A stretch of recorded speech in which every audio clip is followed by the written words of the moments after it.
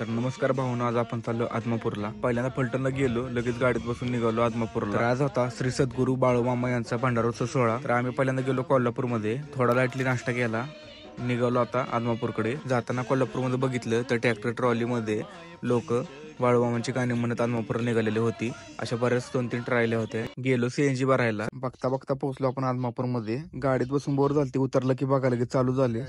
आमच्या गावात फक्त एकच नाव म्हणजे फक्त रामराव. गावात शाळा नव्हती, शाळा कोणी आणली? स्वतः रामभाऊ. चेष्टा मस्करी झाली. आता निघालो मंदिराकडे. मंदिरात गेलो, तिथे बघतो तर काय भंडारोत्सव सोहळा खूप जल्लोषात चालू होते. लगेच आपण आपलं काम चालू केले, व्हिडिओ शूट चालू केले, व्हिडिओ वगैरे बनवून टाकायला. आपल्या पेजला व्हिडिओ टाकले, नक्की जाऊन बघा एखादा TVFX चॅनलला. जाऊन दर्शन घ्यावं म्हणून काही रांगेत गेलो. लगेच मामांच्या दर्शनासाठी खूप गर्दी होती, तरी सुद्धा दर्शन व्यवस्थित झाले. मामांच्या दरबारात वातावरण अतिशय सुंदर झाले. एका बाजूला मोठ्या प्रमाणात जल्लोष चालू होता. 7:15 वाजता मामांची आरती वगैरे झाली. मग गेलो प्रसाद वगैरे घ्यायला. प्रसाद घेतला, बाजूला गेलो लगेच कृषी भंडारमध्ये. पिंक कोणतरी ओढतोय खांदीवर. अशा प्रकारे ते फिरून आलो मामांच्या मंदिरापाशी. तिथं खूप मोठ्या प्रमाणात जल्लोष चालू होता. मंदिर असलं भारी दिसत होतं की एकसारखं बघत राहावं असं वाटत होतं. तर आपण निघालो फलटणकडे. इथल्या हॉटेलमध्ये मामांची असली भारी मूर्ती होती.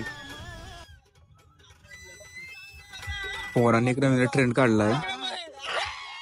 जेवणासाठी थांबलो दुर्गामाता हॉटेलला. जेवण वगैरे केलं, पान वगैरे खाल्लं आणि निघालो आता फलटणकडे. तर भाऊनं आज केलेलं आदमापूर मधलं व्हिडिओचं शूट हे उद्या जे खराटे TVFX आयडीला दिसेल. तर ते व्हिडिओ जाऊन नक्की बघा, लाईक करा, कमेंट करायला विसरू नका. आजचा व्लॉग कसा वाटला नक्की कमेंट करून सांगा.